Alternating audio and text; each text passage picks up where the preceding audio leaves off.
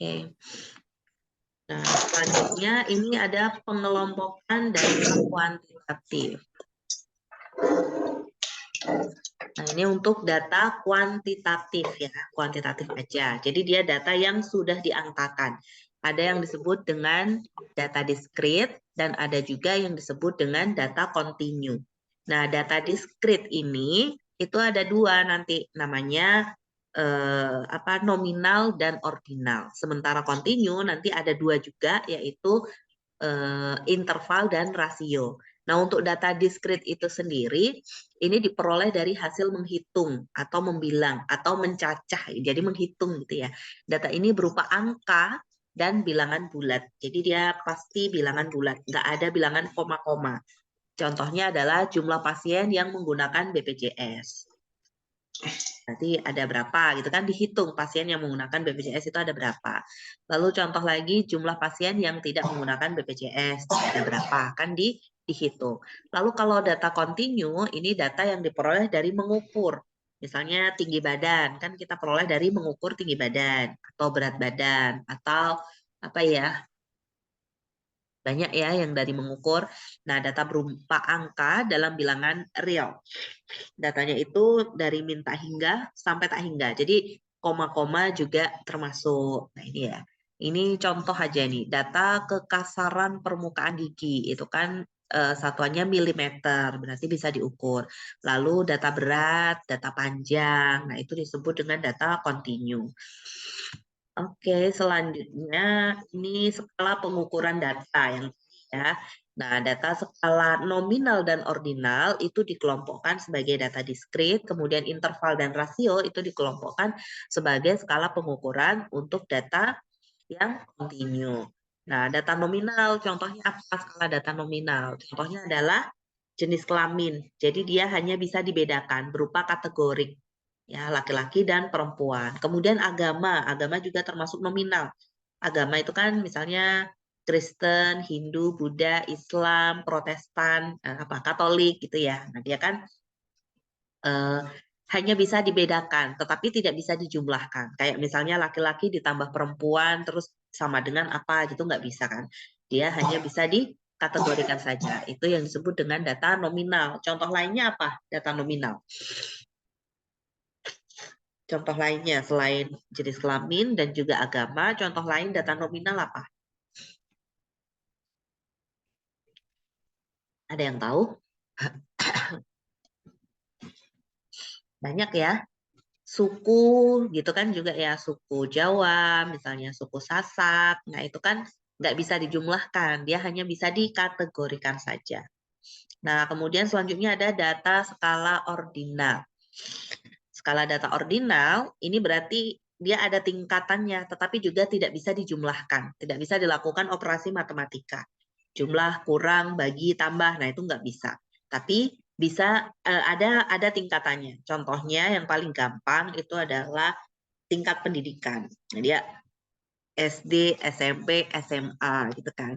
Dia ada tingkatannya. Tapi nggak bisa dijumlahkan. Orang yang tamat SD ditambah dengan tamat SMP jadi tamat SMA. Enggak, tapi dia harus tetap melalui sekolah SMA supaya dia bisa dikatakan tamatan SMA gitu. Nah, jadi data ordinal itu seperti itu.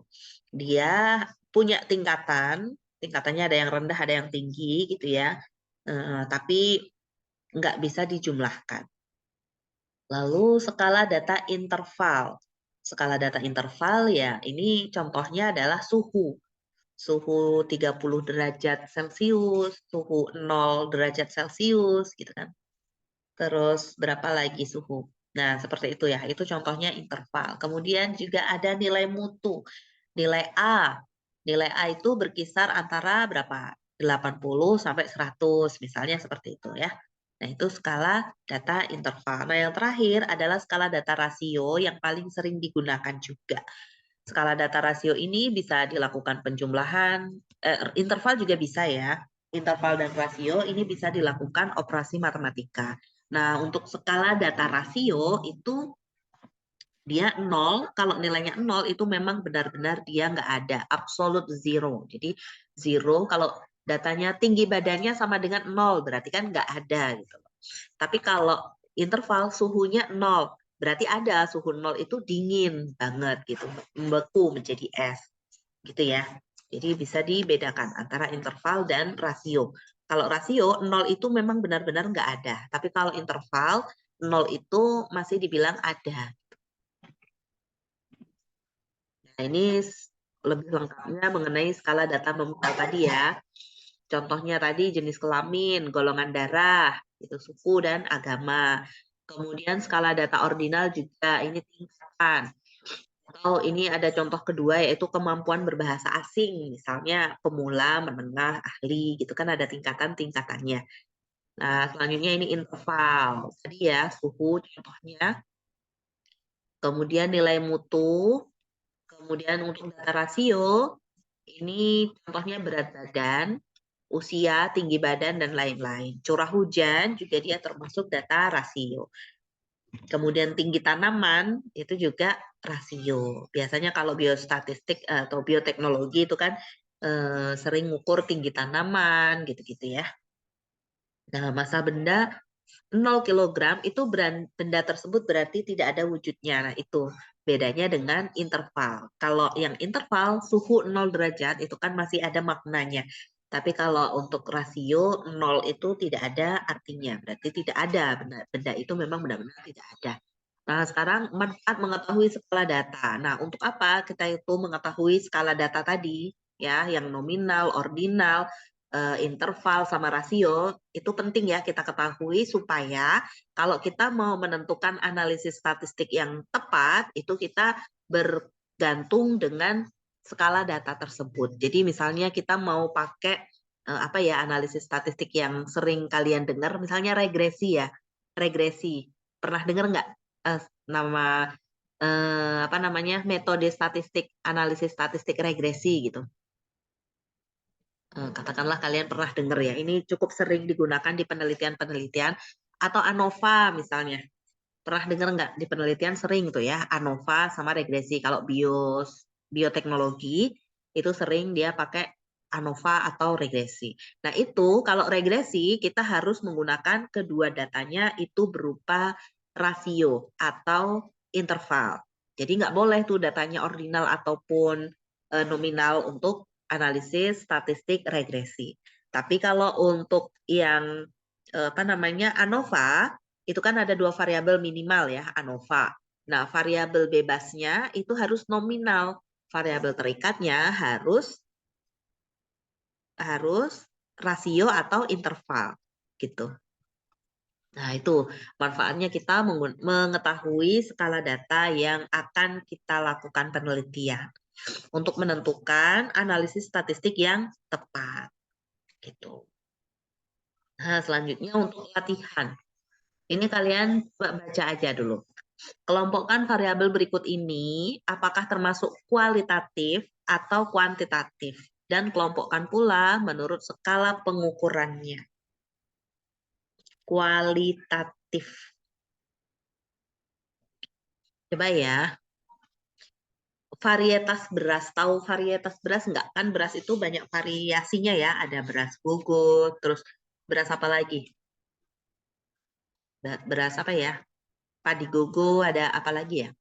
IR, apa sih kalau beras raja gitu ya. Kalau yang di Alfamart itu banyak ya jenis beras. 64. Nah, varietas beras itu termasuk kualitatif atau kuantitatif? Coba siapa yang mau jawab? Ada yang mau jawab nggak?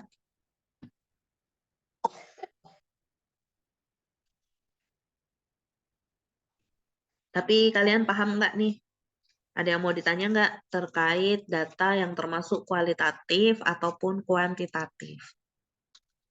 Saya beri contohnya satu ya. Varietas beras, kalau kita menuliskannya sebagai tadi itu ya, beras 64, beras apa IR, kayak gitu, berarti dia disebut kualitatif karena dituliskan kalimat-kalimatnya. Nah, tapi kalau sudah kita coding kan, misalnya beras 64 itu kita coding 1, terus IR kita coding 2 dan seterusnya. Nah, itu datanya berarti menjadi kuantitatif. Nah, sekarang kita lihat skala pengukurannya. Nah, varietas beras tadi, skala pengukurannya apa dong? Skala pengukuran tadi ada 4 ya. Ada nominal, ordinal, interval, dan rasio. Nah, yang varietas beras itu termasuk apa? Nominal, ordinal, atau rasio? Nominal, ordinal, nominal ya, karena dia hanya bisa dikategorikan saja kan. Hanya bisa dikategorikan saja. Oke, paham ya sampai di sini ya. Kualitatif itu yang gimana, kuantitatif yang gimana, lalu kelompokkan pula menurut skala pengukurannya. Nah, kalau sudah paham, nggak ada yang perlu ditanyakan terkait ini tadi, kualitatif, kuantitatif, kemudian skala pengukuran, nanti kalian kerjakan yang lainnya ini ya, waktu perjalanan, itu nanti contoh termasuk yang apa, kualitatif atau kuantitatif. Kemudian skala pengukurannya apa? Begitu juga dengan ras, warna, tingkat keparahan penyakit. Oh ya, saya lagi batuk nih. Tingkat keparahan penyakit, kemudian jenis penyakit. Jenis penyakit itu apa? Contoh malaria, DBD, banyak ya. Nah, itu contohnya itu nanti termasuk apa? Kualitatif atau kuantitatif. Skala pengukurannya juga apa? Lalu nomor KTP, bentuk, jumlah huruf dalam nama. Jumlah huruf dalam nama, misalnya kalau Riwi berarti kan jumlah hurufnya 4. Gitu. Ya, 4. Lalu Hilda misalnya, berarti kan 5. Gitu ya. Lalu jenis tanah tuh jenisnya apa? Gambut, apalagi dan lain sebagainya. Lalu derajat keganasan kanker. Itu ya, derajat keganasan kanker. Ada berapa itu? Ya, nanti dicek ya. Lalu tingkat kecerdasan, IQ, itu termasuk apa? Nanti skala datanya ya. Rasio ataukah interval, gitu. Lalu dosis obat. Nah, yang kedua, berdasarkan data yang sudah diambil pada pertemuan kedua, sajikan data golongan darah dan usia dalam bentuk tabel dan diagram. Oke, yang nomor 2 ini belum ya. Nomor 2 ini belum karena saya belum minta ambil data. Jadi nomor 1 aja. Nanti kalian golongkan dia termasuk kualitatif dan kuantitatif dan skala pengukurannya juga. Oke, kumpulkannya nanti minggu depan di hari Jumat. Atau Jumat depan juga boleh lah. Ini nggak apa-apa, nggak terlalu urgent. Yang nomor 1 ini. Nah, jadi gitu ya. Itu tentang data dan skala pengukurannya. Tadi latihan ya. Latihan 1 ini ya. Dikumpulnya nanti di drive. Oke, selanjutnya penyajian data. Penyajian data ya itu ada 2 cara penyajiannya. Ada yang berbentuk tabel, tahu semua kan ya kalau bentuk tabel itu seperti apa. Dan ada juga yang berbentuk diagram atau grafik atau bagan. Jadi dia disebut juga biasa disebut diagram atau grafik atau juga bagan. Nah, kita lihat yang tabel. Tabel ini merupakan susunan data dalam baris dan kolom. Jadi dia dibentuk dalam baris dan kolom. Digunakan pada komunikasi, biasanya penelitian yang paling sering ya, dan analisis data. Nah, kita menggunakan tabel itu adalah nanti untuk penelitian dan analisis data gitu kan. Kan tujuannya kita belajar statistik ini supaya nanti saat buat skripsi itu kalian bisa gimana cara membuat tabel yang benar. Ya. Oke, selanjutnya ini contoh-contoh tabel. Kalau tabel dalam bentuk baris dan kolom, itu contohnya seperti ini. Misalnya ini ada provinsi. Provinsi ya. Kemudian ini tuh data perkembangan COVID ya. Ini datanya udah cukup, ya nggak lama-lama banget sih. Oktober 2022. Sumbernya dari sini nanti bisa dicek. Nah, yang dirawat itu ada berapa orang di DKI Jakarta pada tanggal ini, 14 Oktober 2022. Lalu dari sekian yang dirawat, yang terkonfirmasi COVID itu ada berapa? Itu ya ada 1 juta orang lebih, 1.400.000 orang. Yang dirawat 9.000. Yang sembuh itu ada 1.400.000. Berarti banyak yang sembuh ya. Kemudian yang meninggal ini ada 15.000. Banyak juga kalau jumlah meninggal. Tapi kalau rasionya jumlah meninggal dan jumlah sembuh tentu ya banyak yang sembuh. Nah, seperti itu. Nah, ini adalah tabel dalam bentuk baris dan kolom. Ini datanya saya ambil dari laman ini, nanti bisa dicek. Selanjutnya tabel kontingensi. Tabel kontingensi, misalnya ini biasa dipakai juga di penelitian ya, di skripsi atau di jurnal, itu biasanya tabel kontingensi ini dipakai juga. Ini contoh tabel kontingensi adalah keluhan kesehatan dan cara pengobatannya. Nah, misalnya ini tabel kontingensi 2 arah, ya ini 2 arah. Satunya adalah keluhan kesehatan, yang arah keduanya adalah cara pengobatan. Nah, keluhan kesehatannya panas, batuk, pilek, asma, ini adalah kategorik ya, data kategorik. Lalu cara pengobatannya juga kategorik, tradisional, modern, dan lainnya.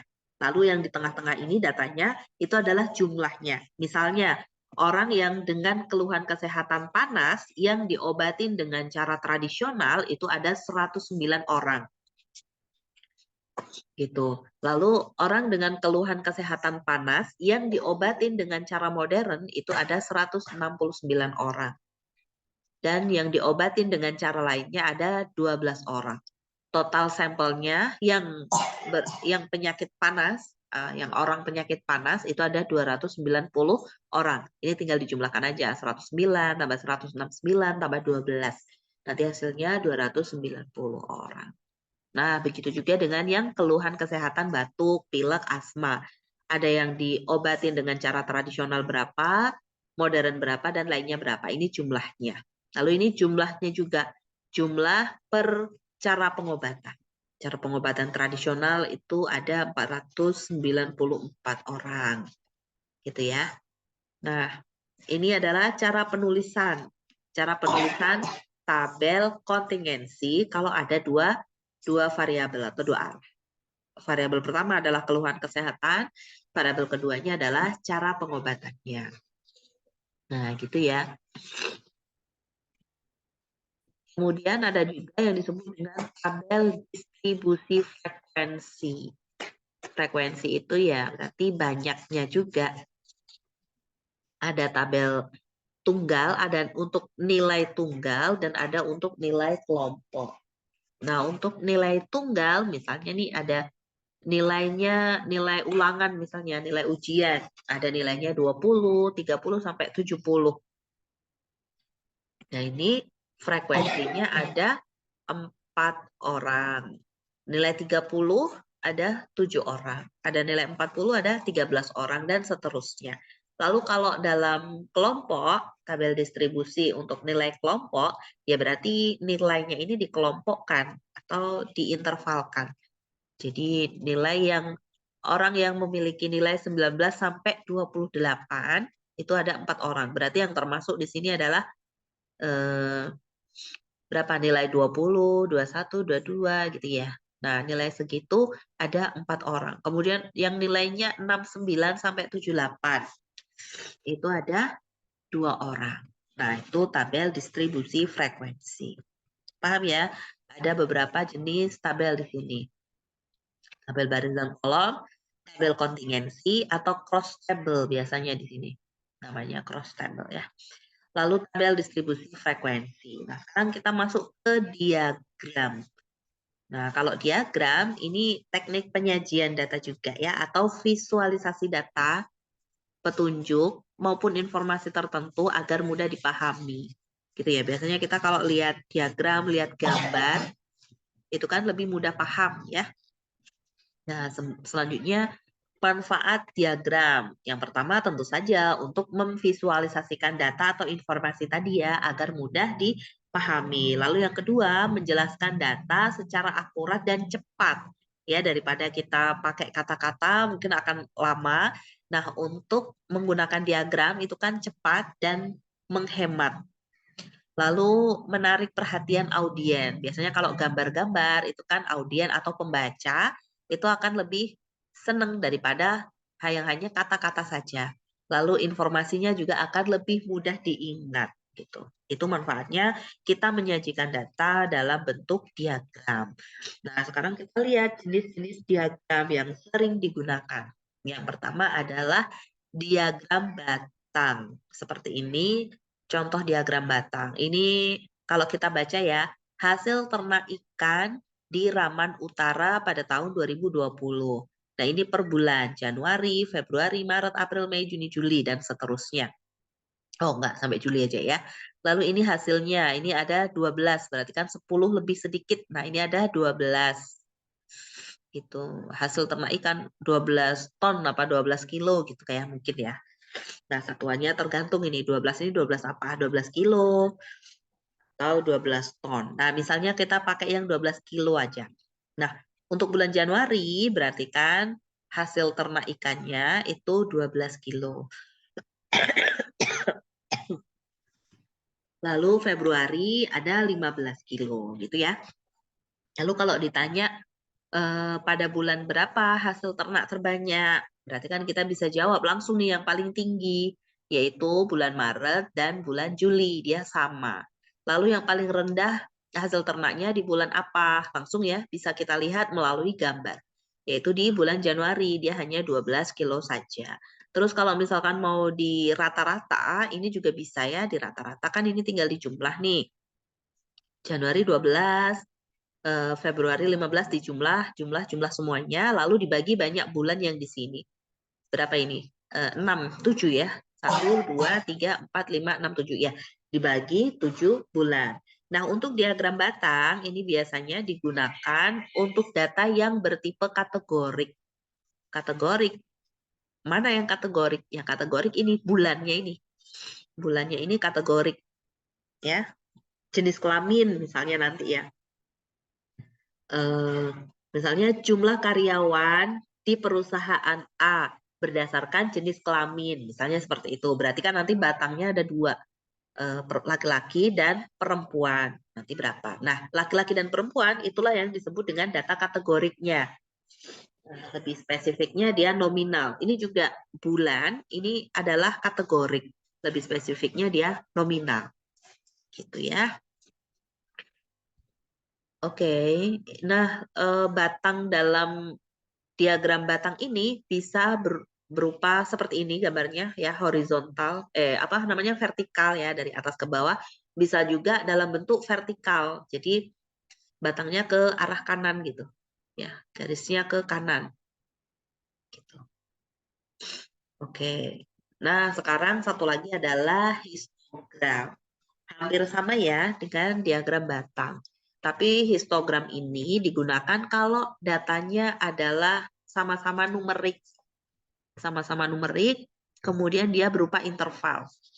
Itu maka menggunakan histogram. Misalnya interval ini dari sini, 60 sampai 65. 60 sampai 65 berarti ada 3, misalnya frekuensinya ada 3. Lalu 65 sampai 70. Ini juga ada 3 juga. Lalu 70 sampai 75. Ada berapa ini? Ada 8. Nah, biasanya dia berbentuk interval untuk datanya. Kemudian datanya kedua-duanya numerik, bertipe numerik. Ini kan numerik nih, angka ya. Ini numerik. Ini height, feet. Apa sih ini judulnya? Lihat nih. Tinggi dari tanaman, dari pohon ceri gitu. Dari pohon ceri tinggi. Nah, tinggi itu kan numerik ya. Tinggi. Ya, dia bisa rasio tingginya 60 meter misalnya. 65 meter misalnya kan seperti itu. Atau tinggi banget ya 60 meter. Iya, mungkin seperti itulah tingginya 60 meter. Jadi pohon ceri yang tingginya 60 meter sampai 65 meter itu ada 3 pohon. Itu misalnya seperti itu. Ya, beda ya dengan yang diagram batang tadi. Diagram batang tadi kan ininya enggak interval. Kemudian yang bagian sininya juga dia berupa kategorik. Kalau ini berupa numerik. Jadi nanti kalian untuk memilih menyajikan data juga harus lihat nih tipe datanya apa. Kalau numerik ya pakai yang histogram, kalau kategori pakai yang diagram batang ini tadi. Paham ya? Lalu selanjutnya, oh ini ya, iya. Ini perbedaan diagram batang dengan histogram. Ya, diagram batang biasanya digunakan untuk membandingkan frekuensi setiap kategori. Lalu kalau histogram digunakan untuk menjelaskan atau merepresentasikan data yang bertipe numerik. Ya, jadi intinya tadi sih sama kalau diagram batang datanya harus kategori, kalau histogram datanya ini yang berupa numerik gitu, interval.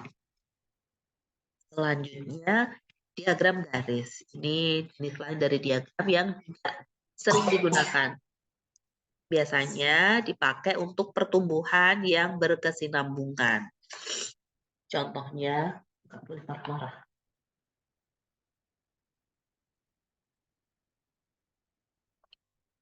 Nah, diagram garis, ini contohnya seperti ini. Apa tadi? Dipakai untuk proses yang berkesinambungan. Contohnya adalah pertumbuhan populasi manusia dalam juta. Misalnya ini tahun 2017. Ada berapa ini ya? 2,5 juta lah misalnya ini di tengah kan 2,5 juta. Lalu 2018 naik ya, naik jadi 2,8 kayaknya misalnya. Lalu naik lagi menjadi 3, lalu turun, naik lagi. Nah, dia sebagai proses yang berkesinambungan. Atau misalkan tinggi tanaman. Ya, misalkan tanaman apa namanya?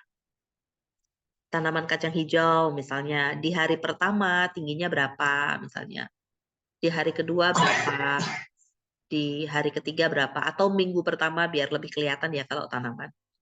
Minggu pertama berapa tingginya, minggu kedua, minggu ketiga, dan seterusnya. Gitu ya. Itu untuk diagram garis. Jadi penggunaannya beda-beda. Lalu kalau diagram lingkaran atau pie chart, jadi dia merupakan berbentuk lingkaran seperti ini, dimanfaatkan untuk menyajikan data yang absolut maupun relatif dalam bentuk lingkaran. Ini contohnya adalah proporsi tinggi badan siswa. Nah, yang biru ini yang tinggi badannya 170 cm. Ada 8,3% dari jumlah siswa. Dari jumlah siswa ada 8,3%. Jadi nanti ini yang persen-persen ini kalau dijumlahkan hasilnya 100%. Lalu yang tingginya 160 cm. Ada 20%. Dan seterusnya. Lalu ini derajat per kategori. Nah, biasanya kan kalau kita mau buat, bentar ya, lagi batuk.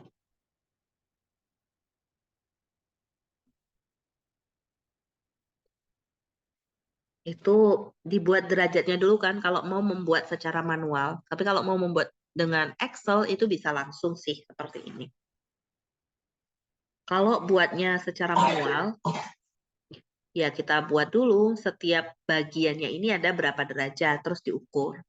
Nah, cara menghitung derajatnya itu adalah seperti ini. N itu adalah jumlah kategori, misalnya yang tingginya 170 cm berarti N. Yang tinggi badannya 170 itu ada berapa siswa, misalnya 5. Kemudian N besar itu jumlah seluruh siswa, misalnya ada berapa ya? 30 siswa. Jadi berarti 5/30 dikali 360 derajat. Nah, jadi nanti bagian untuk siswa yang tingginya 170 cm itu ada 5/30 kali 360. Jadi berapa derajat? Nanti kan bisa dihitung ya berapa derajat, lalu dibikinlah lingkaran. Lalu kalau mau disajikan secara persentase seperti ini, berarti sama N per N besar. N ini misalnya yang 170 cm ya. Tadi misalnya ada 5/30 siswa dikali 100%. Berarti berapa? Berarti ada berapa? 5/30. Kan berarti 1/6 ya. 1/6 kali 100%. Nah, jadi nanti berapa persen? Nah, itulah siswa yang tingginya 170 cm. Bisa dipahami ya untuk membuat diagram lingkaran. Tapi kalau mau pakai Excel, itu tinggal diklik yang bagian lingkaran, terus diblok datanya, itu nanti udah bisa langsung terbuat sendiri. Nah, selanjutnya ada yang disebut dengan diagram gambar. Diagram gambar ini lebih menarik ya kalau dilihat. Jadi biasanya, tapi ini sering dilihat di mana nih? Di buku-buku anak PAUD, anak TK gitu kan, suruh menghitung berapa jumlah kucing misalnya seperti itu. Ya. Nah, biasanya ini digunakan untuk anak-anak yang masih kecil gitu, masih tahap belajar. Nah, disebut dengan diagram gambar atau piktogram. Ini merupakan penyajian data statistik yang menggunakan lambang-lambang atau gambar. Piktogram umumnya dipakai untuk data yang bernilai besar. Gitu. Lalu nih, ini contohnya kucing yang dimiliki siswa kelas 2 sampai kelas 5. Nah, siswa kelas 2 itu memiliki berapa kucing nih? Kalau seperti ini gambarnya. Ada ini kan, berarti dia 5. Punya 5 kucing, tambah 3, tambah 2. Berarti ada 10. Jadi anak kelas 2 itu yang memiliki kucing ada 10. Gitu. Lalu kelas 3 ada berapa lagi nih? Ini 5 tambah 5 gitu kan. Ini tambah 5 lagi, 15. Nah gitu ya. Nah, tapi kalau misalkan nanti kalian juga mau pakai piktogram bisa juga. Misalnya lambang apa ya? Lambang tanaman misalnya ya. Ya udah diberi lambang tanaman. Nah, selanjutnya ada juga diagram peta atau kartogram. Ini merupakan grafik data berupa peta. Biasanya yang menunjukkan kepadatan penduduk. Nah, kalau ini kepadatan penduduk ya. Yang gelap-gelap ini, yang warnanya hitam, itu berarti penduduknya yang paling banyak. Nah, ini ada apa namanya? Ada keterangannya. Yang hitam ini penduduknya lebih dari 250 jiwa per kilometer persegi. Jadi setiap luas kilometer persegi itu ada lebih dari 250 orang.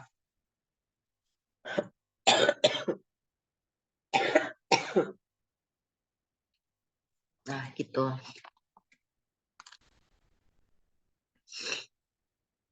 Selanjutnya ada diagram pencar atau scatter plot. Contohnya seperti ini.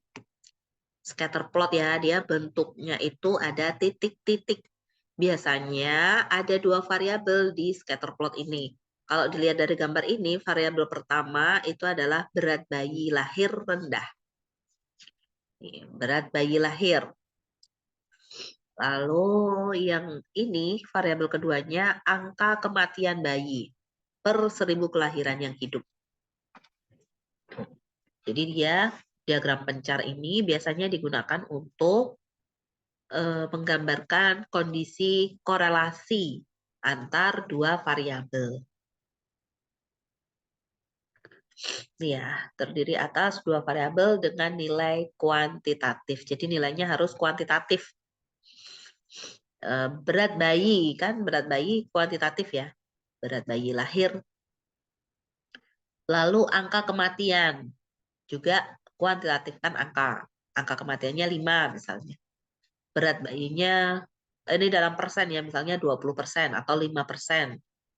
Berat bayi lahir rendah 5%, misalnya seperti itu.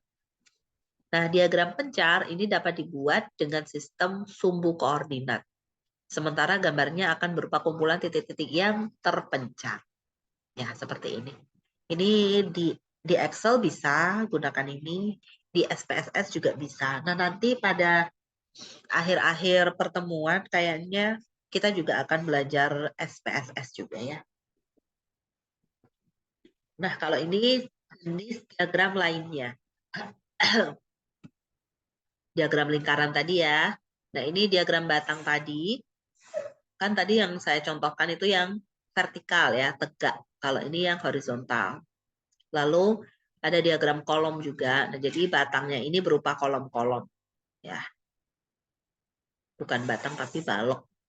Lalu diagram garis, diagram area, ini juga ya bentuk donat, bubble chart, spider and reader, scatter, nah ini tadi scatter plot.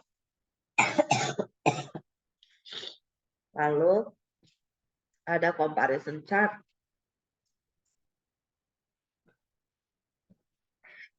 Nah, ini bisa dicek di sini. Bisa dibuka di sini nanti ya. Oke, selanjutnya lagi ada jenis diagram yang lain juga. Ada diagram pohon ternyata nih. Ini ya, biasakan digunakan juga diagram pohon. Kalau ini diagram jaringan, biasanya digunakan di matematika sih ini. Lalu diagram alir. Diagram alir sering juga ya kalau mau menampilkan proses penelitian misalnya ya kan. Mulai, terus apalagi sampai selesai. Itu prosesnya gimana. Nah, itu biasanya pakai diagram alir. Biasanya kalau skripsi itu di bab 3 atau penelitian-penelitian lah di bab 3 itu biasanya dipakai nih diagram alir. Lalu ada diagram Venn, ini di matematika juga. Nah, ini tadi yang histogram, ini diagram batang, diagram lingkaran, lalu grafik fungsi itu pun juga disebut dengan diagram. Kemudian plot sebar, yang ini yang tadi ya, plot sebar itu diagram pencar tadi, sama. Lalu diagram waktu dan jarak, lalu grafik ledakan, peta kepadatan penduduk, seperti ini juga. Lalu plakat pionir, diagram 3 dimensi. Nah, tapi untuk kita yang sering kita gunakan adalah paling ya ini ya histogram, diagram batang, diagram lingkaran, kemudian ini juga sering sih di penelitian ya, di bab 3. Kemudian diagram garis gitu juga. Lalu diagram pencar ini juga sering kalau kita berhubungan dengan analisis data normalitas gitu biasanya dipakai. Oke, demikian pertemuan kita di pertemuan kedua ini. Nanti materinya saya kirim ya. Oh, enggak nanti sih besok kayaknya ya. Besok aja atau kapan lah. Nah, jangan lupa nanti kerjakan tugasnya yang latihan tadi. Yang latihan ini tadi ya. Kok itu sih latihannya yang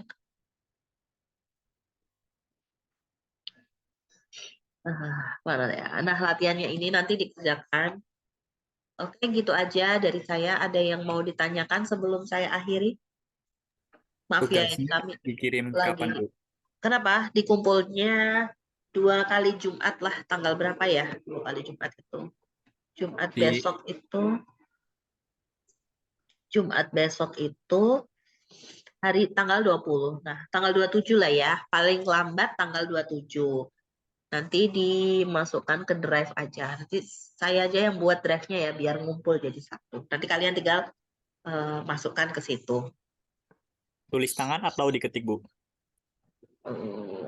Enaknya gimana? Kalian mau diketik atau mau tulis tangan? Kalau tulis tangan berarti difoto kan? Iya. Ya, bebas lah. Mau ditulis Oh, tangan boleh, mau diketik juga boleh. baik, Bu. Terima kasih. Oke, ada lagi? Ada lagi? Cukup? Kalau cukup, saya akhiri dulu ya untuk pertemuan di pertemuan kedua ini. Nanti jam 4 kita lanjutkan lagi ya untuk ganti. Kan udah 2 kali ganti ya. Nah, nanti jam 4 kita masuk lagi. Oke? Baik, Bu. Oke. Kalau gitu, sebelum saya tutup, marilah kita membaca doa terlebih dahulu. Membaca doa menurut agama dan kepercayaan masing-masing dimulai. Berdoa selesai. Oke, sekian dari saya ya. Kurang dan lebihnya mohon maaf. Assalamualaikum warahmatullahi wabarakatuh. Waalaikumsalam. Waalaikumsalam warahmatullahi wabarakatuh. Oke, Makasih, saya Bu. Bu. sama-sama. Saya izin end meeting ya.